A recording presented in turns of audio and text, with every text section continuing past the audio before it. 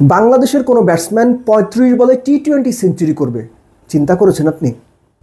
বাংলাদেশের কোনো ব্যাটার পাওয়ার প্লের মধ্যে 10টা ছক্কা মারবে, কবে ভেবেছেন আপনি? আপনার দূরতম স্বপ্নেও কি আপনি চিন্তা করেছেন বাংলাদেশ পাওয়ার প্লেতে 100-র ওপরে রান তুলবে?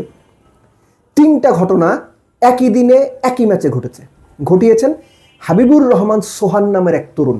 35 বলে 100 করেছেন এবং সেই 100-র ইনিংসে তিনি গোটা 10 ছক্কা মেরেছেন, সবগুলো পাওয়ার প্লেতে বাংলাদেশ তুলেছে 107।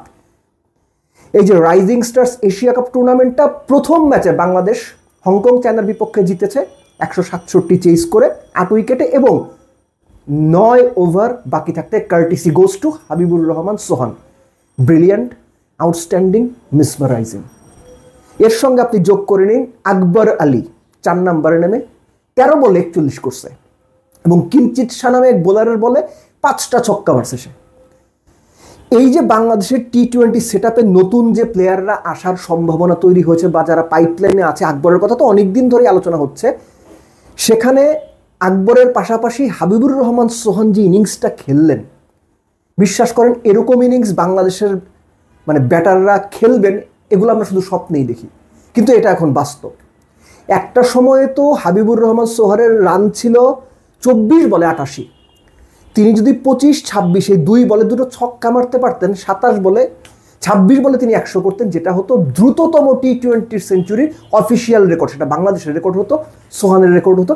সোহান সেটা পারেননি আনফর্চুনেটলি। এমনকি তিনি বোধহয় শেষ 12 রান করেছেন, 88-র পর থেকে যে 100 যে 12 রান, এটা করেছেন তিনি 11 বলে। 24 বলে 88, 35 বলে গিয়ে 100।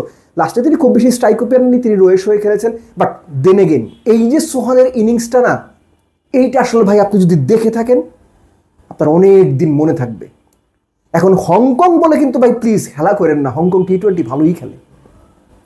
একই সঙ্গে আকবর এই যে 4 নম্বরে নেমে 13 বলে 41 করলেন, এইরকম ইনিংস কিন্তু আকবর এখন নিয়মিতই খেলছেন। বাংলাদেশের মিডল অর্ডারে যে সংকটটা তৈরি হয়েছে টি-20তে জাকের আলী অনিকদের কারণে কিংবা তাওহিদ হৃদয়দের কারণে, সেখানে আকবরকে নিয়ে আলোচনা হচ্ছে। সেই আলোচনা আরও যুক্তিযুক্ত প্রমাণ করছেন আকবর নিজেই। বাট মূল প্রশংসাটা অবশ্যই হাবিবুর রহমান সোহানের, কেননা পাওয়ার প্লের মধ্যে গোটা 10 ছক্কা হাঁকিয়ে ফেলা, পাওয়ার প্লের মধ্যে আপনার 107 রান তুলে ফেলা ওপেনিংয়ে, এটা সহজ কোনো ঘটনা না। Congratulations Bangladesh, they did really well.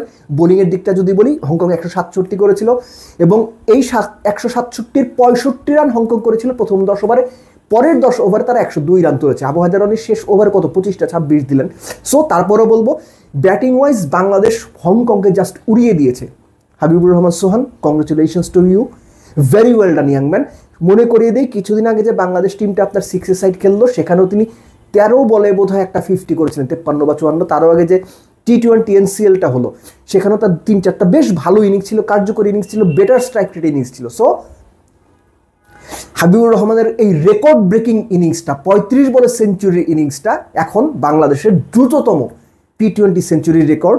এবং আকবর আলী, তিনি যে টি-20 ন্যাশনাল টিমে এখন আর নক করছেন বা করানাচ্ছেন না, এখন টি-20 ন্যাশনাল টিমের দরজায় আকবর আলী রীতিমতো বড় বড় থাপ্পড় দিচ্ছেন। যারা দেখার কথা তারা দেখছেন তো।